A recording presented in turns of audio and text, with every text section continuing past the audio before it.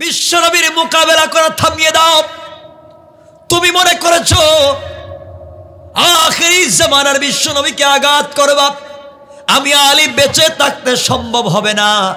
আলী ছোট মানুষ ছিলেন, খাটো মানুষ ছিলেন, বেটে মানুষ ছিলেন। আমর বলছে, পিচ্ছি মানুষ কে, তুমি এখান থেকে চলে যাও, এই জায়গায় দাঁড়িয়ে থাকবা না, নচেত তোমাকে যদি থাপ্পড় দেই তুমি বাঁচতে পারবা না, ওখান থেকে চলে যাও। আলী রাদিয়াল্লাহু তাআলা আনহু হাতের তরবারি নিয়ে তার সামনে গেলেন। কিছু দূর গিয়া মাটির মধ্যে একটা রেখা টানলেন, দাগ দিলেন। দাগ দিয়া তিনি দাগের মধ্যে ওখানে দাঁড়ালেন, তরবারি ঘুরালেন, তরবারি মুখের কাছে নিলেন, কি যেন পড়লেন, তরবারের মধ্যে 3 বার ফু দিলেন, তরবারের মধ্যে 3 বার ফু দিলেন, শরীরের মধ্যে 3 বার কি যেন পড়ে ফু দিলেন।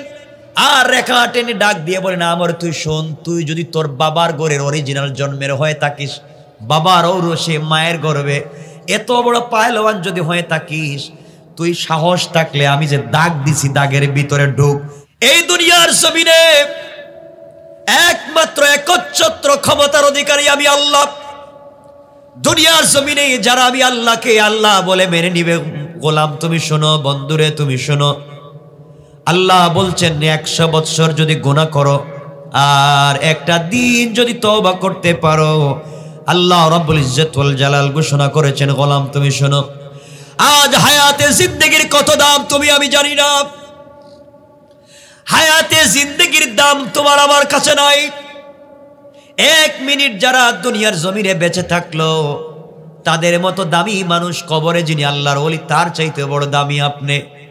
কবরের ভিতরে যদি কোনো বুজুর্গ আল্লাহর ওলি ইন্তেকাল করেন আর আপনি সুদখোর, আপনি ঘুষখোর, দুনিয়ার জমিনে যদি বেঁচে থাকেন, আপনার দাম আল্লাহর কাছে বেশি। কারণ আল্লাহর ওলি কবরে চলে গিয়েছেন, চাইলে কোরআন তিলাওয়াতের সুযোগ নাই, চাইলে আল্লাহর কদমে সেজদা দেওয়ার সুযোগ নাই। আপনি যিনি সুদখোর, আপনি যিনি ঘুষখোর, আমি যিনি অন্যায়কারী, আজকে আমার হায়াত আছে, চাইলে আল্লাহর কাছে যদি তওবা করতে পারি, আল্লাহ বলেছেন, গোলাম রে, তওবার মাধ্যমে আমি আল্লাহ শুধু তোমার গুনাহ মাফ করে দেই তা না, আমি আল্লাহ রাব্বুল ইজ্জত ওয়াল জালাল তোমার পিছনের জিন্দেগির গুনাহ যতটুকুন ছিল তার থেকে 10 ডাবল নেকি দিয়ে তোমার আমলনামাকে আমি আল্লাহ ভরে দেই। এই জন্য আল্লাহ রাব্বুল ইজ্জত ওয়াল জালাল বোঝাতে চান, গোলাম রে, এই দুনিয়ার জমিনে গুনাহগার কাউকে দেখলে আপনি নাক ছিটকাবেন না। মনে রাখবেন, অন্যায়কারীকে দেখলে নাক ছিটকাবেন না। বাইরে তুমি শোনো, তোমাদেরকে ছোট্ট করে কথাটা বুঝাইয়া দেই। এখানে অনেক যুবক আছো যারা প্রেম করো, অনেক বোন আছে যারা প্রেম করে, তোমরা শোনো কি বলতে চাই।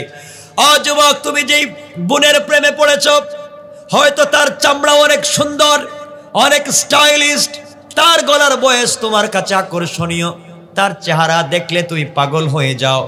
ও যুবক, তুমি জানো না, এই মেয়েটা যদি আজকে মারা যায়, 72 ঘন্টার ভিতরে তার চামড়ার থেকে বের হবে পোকা। বোন রে, তুমি যেই ছেলের প্রেমে পড়েছ, ওই যুবক যদি আজকে মরে যায়, তার চামড়া থেকে 32 ঘন্টার ভিতরে বের হবে পোকা। ভাই রে, তুমি যার সঙ্গে প্রেম করে রাত্রবেলা ঘুমাও না, সারা রাত্র টেলিফোনে কথা বলো, রাত্র জেগে জেগে কথা বলো, বোন রে, তুমি যার সঙ্গে প্রেম করো, যেই ছেলের প্রেমে পড়েছ, তুমি জানো না ওই ছেলে যদি তোমার চাইতে সুন্দরী স্মার্ট আরেকটা মেয়ে পায়, অবশ্যই অবশ্যই তোমাকে কিন্তু একদিন বলে যাবে। ও ভাই, তুমি যেই মেয়ের প্রেমে পড়েছো, ওই মেয়ে যদি তোমার চাইতে ভালো চাকরি, তোমার চাইতে ভালো টাকাওয়ালা আরেকটা ছেলে পায়, নির্ঘাত নির্ঘাত তোমাকেও ভুলে যাবে, কেউ মনে রাখবে না, টেলিফোন বন্ধ করে দিবে, অন্য মোবাইল ইউজ করবে, বাড়ি ওখান থেকে সরাইয়া ফেলবে।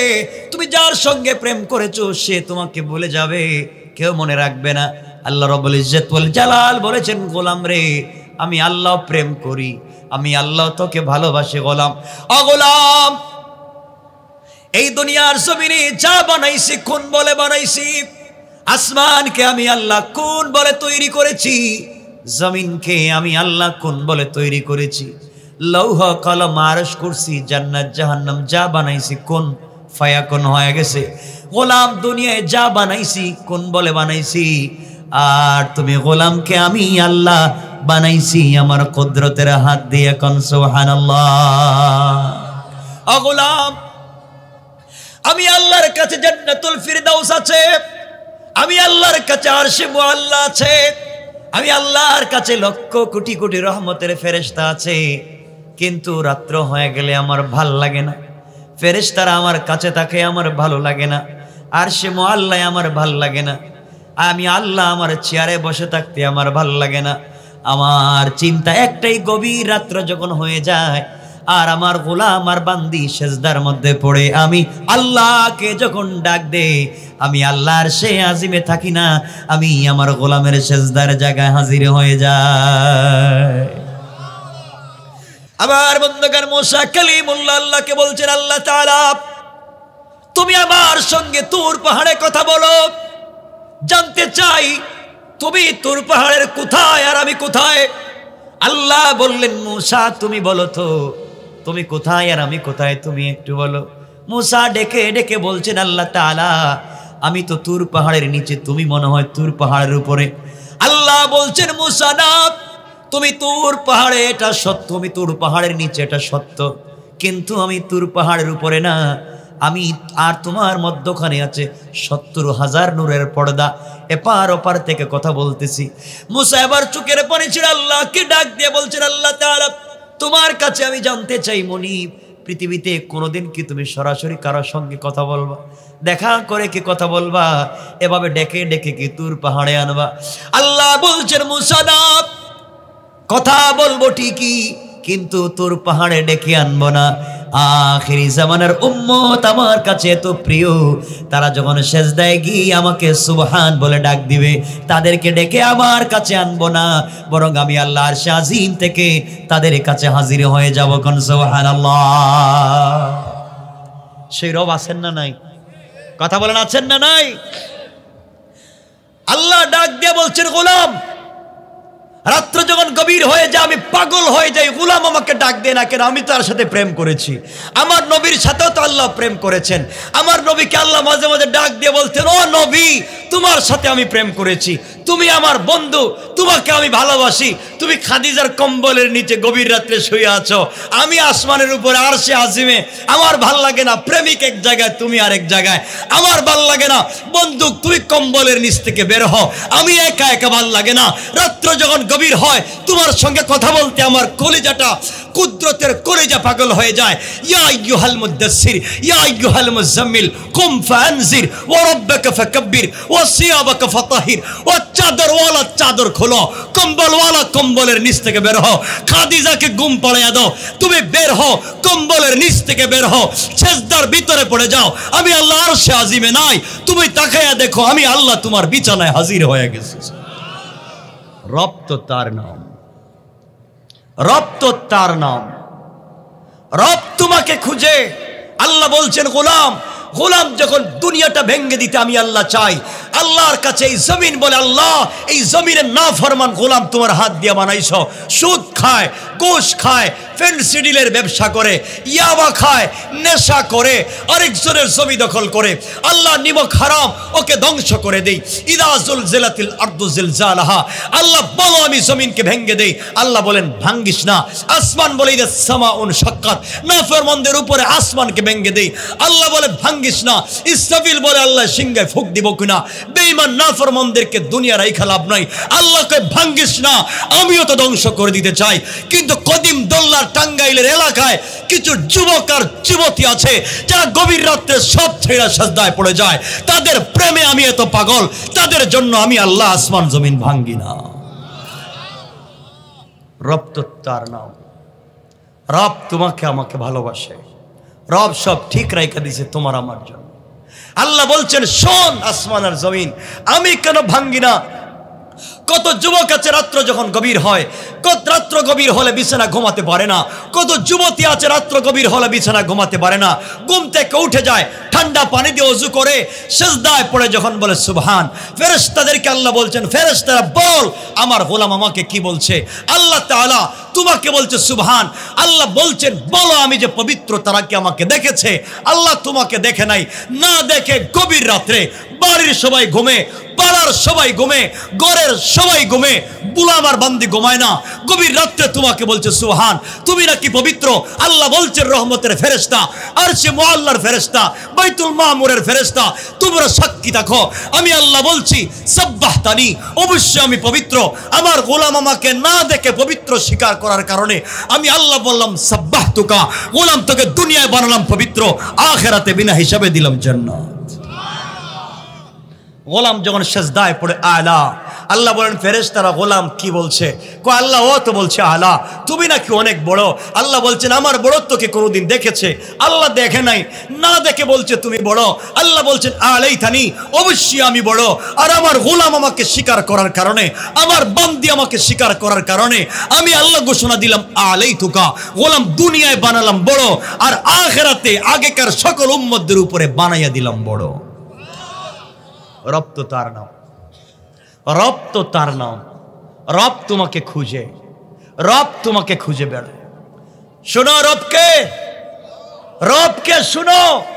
আল্লাহ বলছেন যখন ফজরের আজান হয় নামাজ পড়তে আসে না, ফজরের আজান হয় তখন ফেরেশতারা বলে আল্লাহ এই যে না ফরমান, আজান হয়েছে নামাজ পড়তে আসতেছে না, আমি কি একটা গুনাহ লেখা দিব? আল্লাহ কেন লিখিস না, থাম, খাতাটা বাইর করিস না, দেখ জোহর পর্যন্ত আমার গোলাম তো আসতেও পারে। জোহরের সময় যখন চলে আসে, গোলাম যখন আসে না, ফেরেশতা বলে আল্লাহ এখনো তো আসে নাই, লেখা দিব না। কি কই লিখিস না, খালিটা রাখ, লেখিস না, খালি রাখ, দেখি আসরের সময় আসে কিনা। আসরের সময় হয়ে যায়, আল্লাহ বলছেন গোলাম শুনছি তোর নাকি টাকা নাই, তোর নাকি মেয়ের বিয়ে হচ্ছে না, 20 বছর বিয়ে করেছো বাচ্চা হচ্ছে না, তোমার থাকবার জন্য একটা ঘর নাই, তোমার উপরে মামলা, তোমার উপরে হামলা, তুমি নাকি সমাজে অবহেলিত। আমি আল্লাহ বলছি হাইয়া আলাল ফালাহ, আয় কামিয়াবির দিকে। আমি তো তোকে টাকার বস্তা দিতে চাই, আমি রহমতের বস্তা দিতে চাই, তোর বিপদ দূর করতে চাই, আয় মসজিদে। গোলাম যখন আসে না, ফেরেশতা বলে আল্লাহ তুমি ডাকছো এরপরে আয় নাই, আমি কি লেখা দিব? আল্লাহকে লেখিস না, দেখ মাগরিবের আগে তো আসতে পারে। আল্লাহু আকবার বলেন না। মাগরিবের সময় হয়ে যায়, গোলাম তখনও আসে না, আড্ডায় ব্যস্ত, বন্ধুদের সঙ্গে আড্ডায় ব্যস্ত, আসছে না। এসার সময় হয়ে গেছে, আল্লাহ ও তো আসে নাই, এখন কি করব? লেখিস না, আজকের দিনটা হয়তো আমাকে স্মরণ করে নাই, ঘুম থেকে উঠলে হয়তো আমাকে মনে করবে। কেমন রব, কেমন রব! মিন হাবলিল ওয়ারিদ, ও তো আমাদের কাছাকাছি। রাত্র গভীর হয়ে যায়, দিনের ফেরেশতা চলে গেছে, রাত্রের ফেরেশতা এসে বলছে আল্লাহ ও তো এখন ঘুমাইবো, এখন কি করবো কন? এ তখন ঘুমাইবো, এক ওয়াক্ত নামাজ পড়ে নাই, ওর কি সিকিউরিটি দিব? আল্লাহ বলছে শোন, গোলাম আমাকে না চিনতে পারে, বাপকে ছেলে ভুলে যাইতে পারে, বাপ যেমন ছেলেকে ভুলে যায় না, মাকে সন্তান অস্বীকার করতে পারে, মা যেমন সন্তানকে অস্বীকার করতে পারে না। আমি আল্লাহ বলছি গোলাম ও ফেরেশতারা শোন, এখন রাত্রবেলা যখন গোলাম ঘুমানোর সময় আমাকে ভুলে যাচ্ছে, আমার গোলাম ঘুমিয়ে গেলে তার পায়ের কাছে 9 জন ফেরেশতা, তার মাথার কাছে 9 জন ফেরেশতা, 18 জন ফেরেশতা দিয়া আমার গোলামকে গোটা রাত্র সিকিউরিটি গার্ডের ব্যবস্থা করে দাও। আল্লাহ কেন? গোলাম তো ঘুমায় যাইব, নাকের ছিদ্র, কানের ছিদ্র, বিভিন্ন ছিদ্র দিয়ে পোকা ঢুকে যেতে পারে, আমার গোলামকে কেউ মাইরা ফালাইতে পারে, এজন্য গোলামকে সিকিউরিটি দিয়ে রাখছি। আল্লাহকে ডাকো নাই, আল্লাহকে ডাকি নাই, আল্লাহ সিকিউরিটির ব্যবস্থা করতেছেন। দিন যায় রাত যায়, আমরা আল্লাহকে মানি না, আল্লাহর কথা শুনি না। এইভাবে চলতে চলতে চলতে চলতে গোলাম যদি কোনো একটা দিন গভীর রাত্রে চোখের পানি ছেড়ে কান্না শুরু করে দেয়, আমার বন্ধুগণ কোন একটা রাত্রে গোলাম যদি চোখের পানি ছেড়ে আল্লাহর কাছে ডেকে বলে আল্লাহ তাআলা জীবনের সবগুলা দিন কাটিয়ে ফেলেছি, আজকে বুঝতে পেরেছি গোটা জিন্দেগি অপরাধ করেছি, তুমি কি আমাকে ক্ষমা করে দিবা না, মাফ করে দিবা না? আল্লাহ ডাক দিয়া বলছেন গোলাম রে, যখন আমার দেওয়া কপাল আমার কুদরতের পায়ে লাগায়া আমার দেওয়া জবান দিয়ে আমাকে আল্লাহ বলে ডাক দিবে, গোলাম আমি আল্লাহ কথা দিলাম তোর চোখের পানি চোখ থেকে বের হয়ে নাকের ডগায় আসতে দেরি হবে, আমি আল্লাহ তোর গোটা জিন্দেগির গুনাহগুলোকে মাফ করে দিতে 1 মিনিটও দেরি হবে না। এখনো সুযোগ আছে, আজকে রাত্রে সুযোগ আছে, চাইলে আজকে রাত্রি আমরা জিন্দেগির গুনাহগুলোকে মাফ করায় নিতে পারি। আল্লাহ এইভাবে সব সময় আমাদের গুনার খাতাকে খালি রেখে দেন। আর যখন কোন গোলাম নেকির কাজ করতে শুরু করে, আল্লাহ ফেরেশতা আমার গোলাম নেকির কাজের নিয়ত করেছে, তুমি ওই কাগজের মধ্যে নেকির সওয়াবটা লিখে দাও। শুধু নিয়ত করছে, লিখে দাও। এজন্য আজকে আমরা নিয়ত করতে পারি আজকের ফজর থেকে 5 ওয়াক্ত নামাজ পড়ব। বলেন না ইনশাআল্লাহ? হাত উঠে কি বলবেন? আল্লাহ যেন কবুল করেন। নামাজ পড়তে কি লস হয়, অসুবিধা হয়? কিন্তু আপনারা তো মসজিদে নামাজ পড়েন চেয়ারে বসে, চেয়ার ছাড়া নামাজ পড়তে পারেন না। মুরব্বী মানুষ তো, এলাকার নেতা, আবার নিচে বসলে কেমন কেমন লাগে, এই জন্য চেয়ারে বসে থাকে। আসেনি আপনাদের এলাকায় মসজিদের চেয়ার?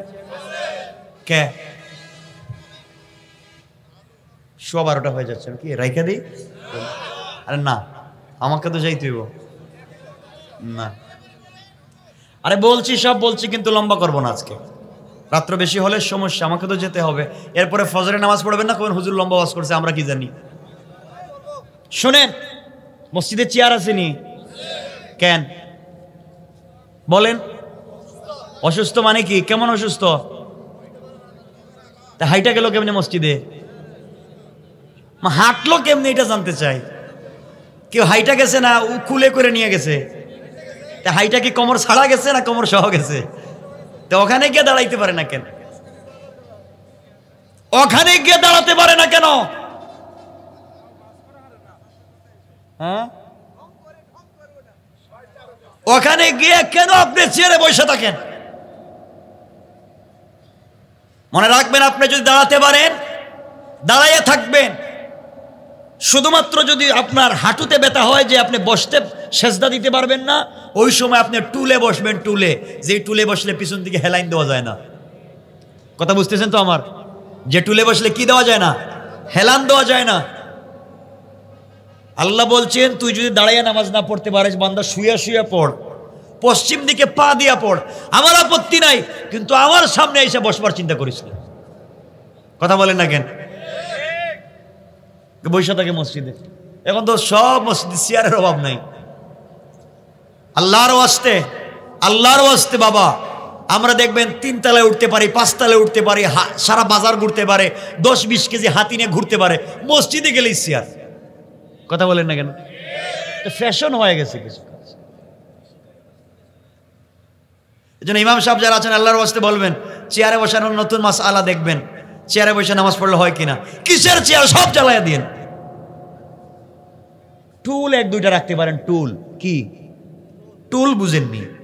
যে হেলান দেওয়া যায় না গোল, ওগুলা রাখতে পারেন। কারো যদি বিশেষ অসুবিধা হয়, জাস্ট টুলে বসবে, শুধুমাত্র সেজদার রুকু দেওয়ার সময় যখন ইমাম সাহেব দাঁড়াবে, তখন তিনিও টুল ছেড়ে দাঁড়াবেন। কথা বুঝছেন তো আমার? যিনি দাঁড়াতে পারেন তিনি বসে নামাজ পড়লে হবে না, যিনি বসে নামাজ পড়তে পারেন তিনি শুয়ে নামাজ পড়লে হবে না। এই ওয়াজ তো জানেন আপনারা। তাইলে যিনি দাঁড়াতে পারেন, হাইটা মসজিদে গেছে, উনি বসে কেমনে? পরিষ্কার তো? যিনি দাঁড়াতে পারেন তিনি বসলে হবে না, যিনি বসতে পারেন তিনি শুইলে হবে না। আল্লাহ যেন কবুল করেন। সবাই বলেন আমিন। অনেক যুবকেরা মসজিদে গিয়ে নামাজ পড়ো, দেখছি প্যান্ট আর টি শার্ট কোমরের মধ্যখান দিয়ে বাইরে যেতেছে। কথা বলেন না কেন? এগুলা কি আছে? দেখবেন টি শার্ট পিঠের উপরে আর প্যান্ট কোমরের নিচ দিয়ে মোটামুটি যাইতে আছে। ও নামাজই পড়তেছে, ও নিজেই জানে না প্যান্ট পরছে না। আমি জানতে চাই, নাবির নিচে যদি প্যান্ট চইলা যায়, নাবির নিচে যদি লুঙ্গি চইলা যায়, তাইলে কি ওযু থাকে? কথা বলেন। নামাজ তো নাই। আরে সতর কতটুকুন? হাঁটু থেকে নাবি পর্যন্ত না? তো এটাই নাই, আপনার ওযু কই থাকলো? নামাজই তো যাবে, ওযুও যাবে। নামাজ তো যাবে, ওযুও যাবে। এটা কেমনে বুঝাইবেন? যেটা ভালো করে দেখবেন কোমর আপনার বাইরে হইতেছে কিনা। অনেকে দেখবেন সেজদায় গেলে, এই মাসআলাগুলো বলতেছি, সেজদায় গেলে দেখবেন বৃদ্ধাঙ্গুলির ডান পায়ের বৃদ্ধাঙ্গুলিটা কমপক্ষে লাগায় রাখবেন জমিনের সাথে। কেউ তো দুনু পা কান্দে উঠে দেয় পিছন দিকে। কথা কন না কেন? তো আপনার নামাজ হইবে কে কইছে? নামাজ ফাসিদ হওয়ার কারণ দেখেন কয়টা আছে। ফাসিদ মানে কি জানেননি? বাতিল না। বাতিল মানে ভুল হয়ে গেছে। ফাসিদ মানে অপরাধী। ফাসিদ মানে কি? অপরাধী। আপনি শাস্তি পাইবেন, তওবা করবেন। কেন এটা করলেন? এজন্য এগুলা করবেন ইনশাল্লাহ। এরপরে সামনের কাতার খালি, পিছনের কাতারে মানুষ দাঁড়াই আছে, সবাই কয় সামনে যান, এ যায় না, যান আপনি একটু সামনে যান, কিন্তু নিজে যায় না। এজন্যে আল্লাহর ওয়াস্তে আমরা সামনের সফ পুরা করব, ঠিক মতো নামাজ পড়বো ইনশাল্লাহ। বলেন যুবকেরা, বলো ইনশাল্লাহ। নামাজ পড়বো তো ঠিক মতো, 5 ওয়াক্ত না জানাজায়, না 5 ওয়াক্ত ঈদের নামাজে, না 5 ওয়াক্ত, যা আছে তা নিয়ে আপনি নামাজ পড়বেন। দেখেন যুবকদেরকে বলছে, শোনো, ভুলে তুমি মদ খেয়ে ফেলেছো, মদের বোতল হাতে, আজান হয়েছে, মদের বোতল রাইখা দৌড় জাগাত নামাজ পড়ো। ভুলে তুমি গাঁজা খেয়ে ফেলাইছো, আজানের টাইম হয়েছে, গাঁজা রাইখা দো, নামাজ পড়ো। ভুলে তুমি সিনেমা হলে গিয়েছো, নামাজের টাইম হয়েছে, ডাইরেক্ট নামাজ পড়ো। জিনা করে ফেলেছো, জিনা নামাজের টাইম হয়েছে, পরিষ্কার হয়ে নামাজ পড়ো। এক কথায় যখনই আজান হবে, যে অবস্থায় থাকেন নামাজ পড়বেন। ইন্না সলাতা তানহা আনিল ফাহশাই ওয়াল মুনকার, এই সালাতই একদিন আপনাকে অশ্লীলতা থেকে বাঁচাইয়া নিয়ে আসবে ইনশাআল্লাহ। বলেন। কিন্তু আমাদের যুবকরা, আমাদের মুরব্বীরা কি করে, আজান যখন হয় তখন সিগারেটটা জ্বালায়, আর মসজিদের সম্বন্ধে যাইতেছে, যে ভাই আজান হয়েছে, একটু মসজিদে আসেন, আমার প্যান্টে অসুবিধা আছে। তোমার প্যান্টে কি টয়লেট লাগাই রাখছো, প্রস্রাব করে দিছ? নামাজের সময় ভাগে কে? কথা কয় না, আওয়াজ করে বলেন, আমরা কি, আমরা শয়তান? দেখেন নামাজের সময় যদি ভাগেন তাহলে খবর আছে। এখন যেন আল্লাহর ওয়াস্তে ভাই নামাজ পড়বো তো ইনশাল্লাহ, পরিবারে গিয়ে বউরে সালাম দিব তো ইনশাল্লাহ, আর মারে কি সালাম, মারেও সালাম দিব, বাবারেও সালাম দিব, বউরেও সালাম দিব ইনশাল্লাহ। বলেন। মায়েরাও স্বামীদেরকে সালাম দিবেন, ঠিক আছে তো? কিন্তু আজকালকে বউ পূর্ব দিকে মুখ দিয়ে ঘুমায়, স্বামী পশ্চিম দিকে, মানে দুইজন দুই এলাকায় বসবাস করে, কাছাকাছি কি ঘুমায় না। এটা আসেনি সমাজে? কেন কেন? আল্লাহর ওয়াস্তে এগুলো করবেন না। স্বামী স্ত্রী মহাব্বত তৈরি করবেন, বাচ্চাদের প্রতি মহাব্বত তৈরি করবেন। আজকে বাচ্চাদের প্রতি মহাব্বত নাই, স্বামী স্ত্রীর প্রতি মহাব্বত নাই। স্বামী যদি সারাদিন কষ্ট করে বাসায় গিয়ে বলে আমাকে 1 কাপ রং চা দেয়, I am sorry, don't disturb, আমি একটু সিরিয়াল দেখতেছি, আপনি এই বল্টুর দোকান থেকে চা খাই আসেন। এই তো, এগুলা যেন না চলে। আমরা পারবো তো ইনশাল্লাহ ভাই? আমাকে বলেন কি পারবো? পরিবারকে সুন্দর করতে হবে। পরিবারকে সুন্দর করার অনেকগুলো কারণ আছে, এগুলো বলবার মতো আমার সময় নেই, যেহেতু লম্বা আলোচনা হয়ে যাচ্ছে। আমার বন্ধুগণ ভালো করে শুনবেন, মহিলারা খারাপ হয় কয়েকটা কারণে। এর মধ্যে একটা হচ্ছে, সবথেকে বেশি মহিলারা মানুষের প্রতি কি করে? কথা বলেন না, কি করে? কথা বলেন না কেন? না শুকরি করে। কি করে? স্বামীর না শুকরি, স্বামীর শুকরিয়া আদায় করে এমন স্ত্রী খুব কম আছে। কথা বলেন না কেন? আপনি সারা জিন্দেগি ঠিক মতো খাওয়ান, ভালো শাড়ি দেন, যদি একদিন বলছে আমার জন্য একটা হাই হিল জুতা নিয়ে আসবেন, আপনি আনতে পারলেন না, আপনার করে 30 বছর থেকে থাকলাম মিয়া, জিন্দেগিতে 1.5 টাকা দিয়ে কিছু দিছেন আমারে? বলবে না? বলেনি? দোষ আপনার, আপনি তাকে দিন বুঝাতে পারেন নাই।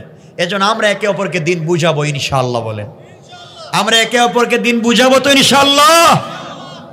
আল্লাহ আমাদের কবুল করুক। আমরা সামনের দিকে যে আলোচনা সংক্ষেপ করব। আমার মুসলমান বন্ধুগণ গভীর মনোযোগ। এই জন্য আল্লাহ রাব্বুল ইজ্জত ওয়াল জালাল বলেছেন, দুনিয়ার জমিনে যারা আমি আল্লাহকে অভিভাবক মানবে, তারা যদি ভুলও করে ফেলে, আমি অভিভাবক কথা দিলাম, 1 লক্ষ বার গুনাহ করবার পরে অভিভাবকের কাছে যদি ক্ষমা চায়, আমি আল্লাহ তার জিন্দেগির গুনাহগুলোকে মাফ করে আমার কুদরতের কুলে উঠাইয়া নেই। কোন সুবহানাল্লাহ। আল্লাহকে যারা অভিভাবক মানে, আল্লাহ বলছেন দুনিয়ার জমিনে চলার পথে তাদের কোনো অস্ত্র লাগবে না। আল্লাহর পয়গম্বর একদিন মদিনার প্রান্তরে একটা গাছের গোড়ায় বসে বসে সাহাবায়ে কেরামদেরকে বলছেন, সাহাবীরা শোনো, ও সাহাবীরা শোনো, বিশ্বনবী ওয়াজ করতেছেন, নসিহত করতেছেন। একটা গাছের গোড়ায় বসে বসে বিশ্বনবী যখন ওয়াজ করতে লাগলেন, এমন সময়ে আল্লাহর রাসূল হঠাৎ করে কাঁদতে শুরু করলেন, চোখের পানি ছেড়ে দিলেন। সাহাবায়ে কেরাম জিজ্ঞেস করলেন, ইয়া রাসূলুল্লাহ, বিশেষ করে হযরত উসমান জিন্নুরাইন দাঁড়িয়ে গেলেন আর বললেন, ওগো আল্লাহর পয়গম্বর, এত সুন্দর একটা সময় আপনি চমৎকার করে কোরআনের কথাগুলো আপনি আমাদেরকে বুঝাইয়া দিচ্ছেন, দ্বীনের কথাগুলো বুঝাইয়া দিচ্ছেন, আমরা মন্ত্রমুগ্ধের মতো আপনার কথাগুলো শুনছিলাম, হঠাৎ করে আপনি চোখের পানি ছাড়লেন কেন? কাঁদতেছেন কেন? কি হয়েছে? আমার নবী ডাক দিয়ে বললেন, সাহাবীরা দুঃখের কথা কি বলবো, এই মুহূর্তে আমি চক্ষু বন্ধ করে দেখলাম এই মক্কা এবং মদিনার সব থেকে বড় লিডার, সব থেকে বড় গাদ্দার, সব থেকে বড় যুদ্ধবাজ, যার নাম হচ্ছে আমর। আমর নামে একজন বড় যুদ্ধবাজ, মহাপয়লওয়ান, মহাবীর, এই মুহূর্তে কাবার গিলাফ ধরে এসে শপথ করেছে, যতক্ষণ পর্যন্ত ইসলামের নবী ইসলামের নবী, ইসলাম ধর্মের নবী মুহাম্মদ ইবনে আব্দুল্লাহকে যতক্ষণ পর্যন্ত হত্যা না করবে, ততক্ষণ পর্যন্ত সে পানীয় পান করবে না, কোনো খাবার নিবে না। এই বলে সে শপথ করেছে। শপথ করে 5 থেকে 6,000 সৈন্য নিয়ে সে আমাকে হত্যা করবার জন্য আসতেছে। এই জন্যে চোখের পানি ছেড়ে দিলাম আর কাঁদতে লাগলাম, কি ব্যাপার, এত বড় জিনিস আমাকে হত্যা করবার জন্য এই মুহূর্তে কাবার গিলাফ ধরে শপথ করে আসতেছে। সাহাবায়ে কেরাম বসা, হযরত ওসমান বললেন, ইয়া রাসূলুল্লাহ, তাহলে আমরা কি করব? এই পাহলওয়ান তো বিশাল বড় পাহলওয়ান, 10,000 মানুষ যদি তার সামনে দাঁড়ায় কেউ তার মোকাবেলা করতে পারবে না। এর কারণ হলো তারিখে পাওয়া যায় এই আমর প্রত্যেক দিন সন্ধ্যায় 21 কেজি খাবার খায় আর সকালবেলা 25 কেজি খাবার খায়। কত কেজি হয়েছে? কথা বলেন না।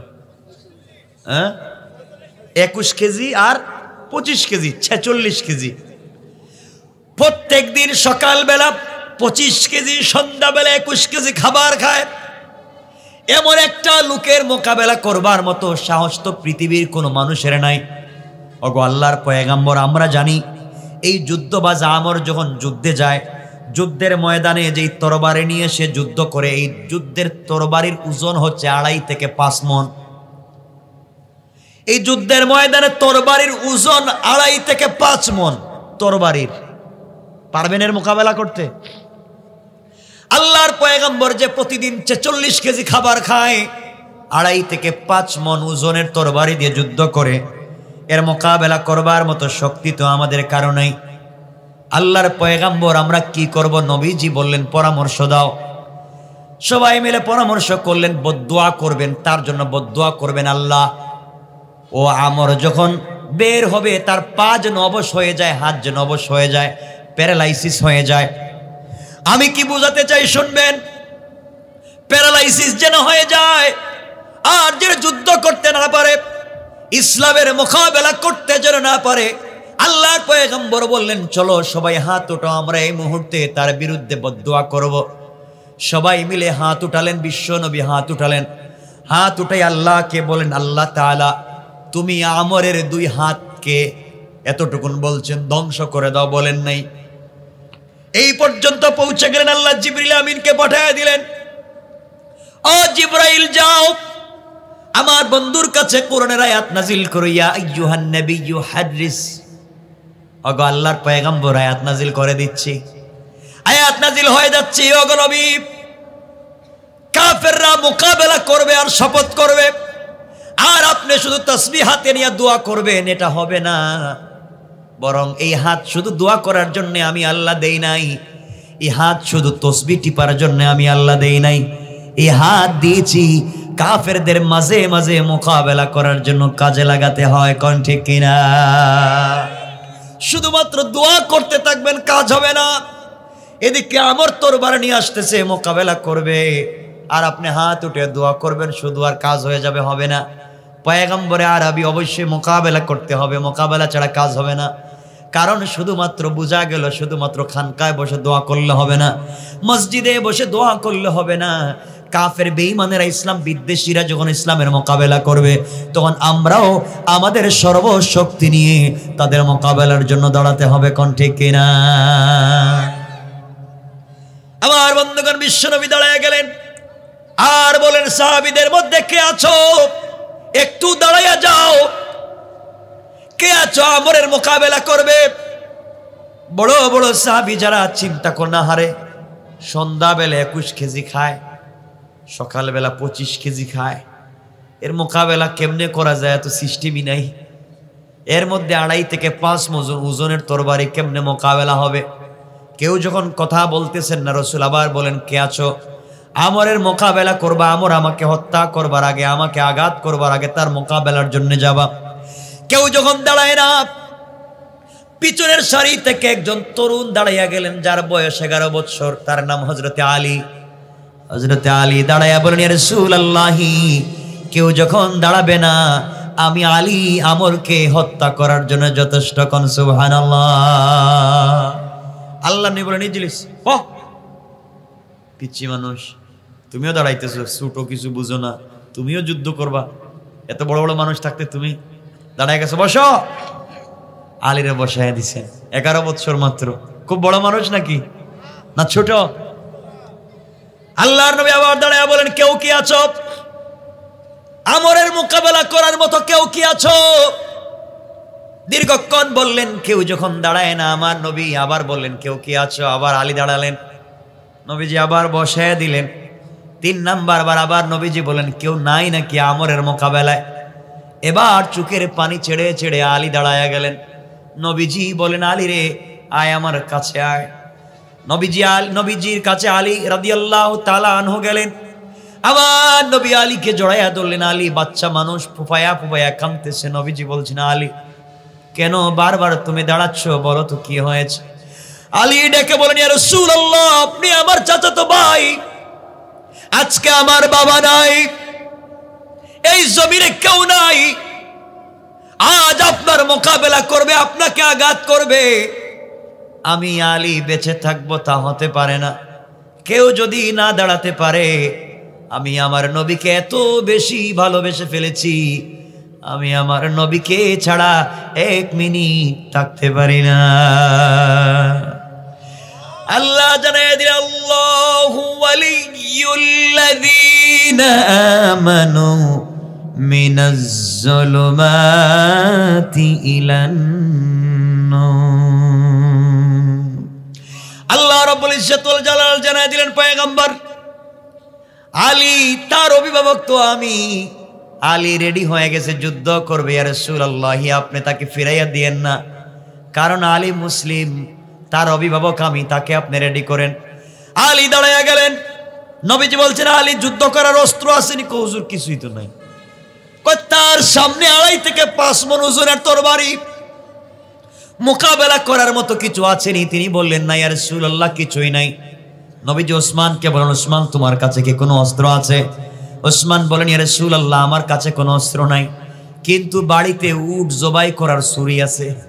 কি জবাই করা? উট জবাই করার ছুরি মানে যে লেবু টেবু খাটে এমন সাইজের একটা ছুরি, বুঝেন নাই? একটু ছুটি, উট জবাই করে যে ছুরি দিয়ে। আল্লাহ রসুল বললেন, তুমি নিয়ে আসো। হযরত উসমান নিয়ে আসতে গেলেন। নবীজি সাল্লাল্লাহু আলাইহি ওয়াসাল্লাম হাতে নিলেন। হাতে নিয়ে দেখেন উসমান যে ছুরি নিয়ে আসছে তা 27 ইঞ্চি। কত ইঞ্চি? 27 ইঞ্চি কতটুকু লম্বা? 27 ইঞ্চি কতটুকু? হ্যাঁ, 1.5 হাত। 27 ইঞ্চি লম্বা পাতলা একটা তরবারি নিয়ে আসছে। আমার নবীজি বললেন, আলী এটা তোমার হাতে দিয়ে দিলাম, তুমি নিয়ে যাও। আমার বিশ্বাস, আল্লাহ যেহেতু অভিভাবক হয়েছেন, তুমি আমরের মোকাবেলা করে দিনকে বিজয় করতে পারবে। কোন সুবহানাল্লাহ। হযরত আলী দৌড় দিলেন, সামনের দিকে দৌড়ায়। আলীকে বিশ্বনবী বলছেন, আলী দাঁড়াও, আমার কথা শুনো। আলী দাঁড়িয়ে গেলেন। নবীজি বলছেন, আলী দৌড়াও কেন? আলী বলছেন, ইয়া রাসূলুল্লাহ, তরবারি আপনি হাতে দিয়েছেন, আল্লাহ অভিভাবক হয়েছেন, আপনি দোয়া করেছেন। আমার বিশ্বাস যত আগে খিদমত করতে পারবো তত আগে আল্লাহ খুশি হয়ে যাবেন। কোন সুবহানাল্লাহ। নবীজি আলীকে জড়াইয়া ধরলেন, বুকের সঙ্গে বুক লাগালেন, কপালে চুম্বন করলেন, হাতের ওই জায়গায় চুম্বন করলেন, আর বললেন, আলী যাও। আলী চলে গেলেন, তরবারি হাতে দিলেন। 26-27 ইঞ্চি তরবারি হাতে দিয়ে বলছেন, আলী সামনে যাও। আলী চলে গেলেন। গিয়া দেখেন 3 থেকে 5 হাজার সৈন্য নিয়া আমর যখন আসতেছে, আলী দাঁড়িয়ে গেলেন আর বললেন, শোনো আমর, আমার বিশ্বনবীর মোকাবেলা করা থামিয়ে দাও। তুমি মনে করেছো আখিরি জামানার বিশ্ব নবীকে আঘাত করবা, আমি আলী বেঁচে থাকতে সম্ভব হবে না। আলী ছোট মানুষ ছিলেন, খাটো মানুষ ছিলেন, বেটে মানুষ ছিলেন। আমর বলছে, পিচ্ছি মানুষ কে তুমি, এখান থেকে চলে যাও, এই জায়গায় দাঁড়িয়ে থাকবা না, নচেত তোমাকে যদি থাপ্পড় দেই তুমি বাঁচতে পারবা না, ওখান থেকে চলে যাও। আলী রাদিয়াল্লাহু তাআলা আনহু হাতের তরবারি নিয়ে তার সামনে গেলেন। কিছু দূর গিয়া মাটির মধ্যে একটা রেখা টানলেন, দাগ দিলেন। দাগ দিয়া তিনি দাগের মধ্যে ওখানে দাঁড়ালেন, তরবারি ঘুরালেন, তরবারি মুখের কাছে নিলেন, কি যেন পড়লেন, তরবারের মধ্যে 3 বার ফু দিলেন। তরবারের মধ্যে 3 বার ফু দিলেন, শরীরের মধ্যে 3 বার কি যেন পড়ে ফু দিলেন। আর রেখা টেনে ডাক দিয়ে বলেন, আমর তুই শোন, তুই যদি তোর বাবার ঘরের অরিজিনাল জন্মের হয়ে থাকিস, বাবার ঔরসে মায়ের গর্ভে এত বড় পায়লওয়ান যদি হয়ে থাকিস, তুই সাহস থাকলে আমি যে দাগ দিছি দাগের ভিতরে ঢুক, দেখবে দাগের ভিতরে ঢুকলে মাথা নিয়ে যাইতে পারবে না। আল্লাহু আকবার। আমার কই দেখিস ছেলেটা কবে কি দাগ দিয়ে আমারে ডাকে আমি যাওয়ার জন্য। সে গুড়ার পিঠে, হযরতে আলী নিচে, তাও তো খাটো মানুষ। আলী কত খাটো আপনারা জানেননি? জানেননি? আলী খাটো মানে এত খাটো, এটা বুঝাবো কেমনে? এটা তো বোঝানোর মতো জিনিস নেই। মানে ধরেন এই 2 আঙ্গুল লম্বার, এই আঙ্গুলটা ধরেন এতটুকু। মানে মাঝে মধ্যে হযরতে আলী, ওমর এবং আবু বকর একসাথে হাঁটতেন।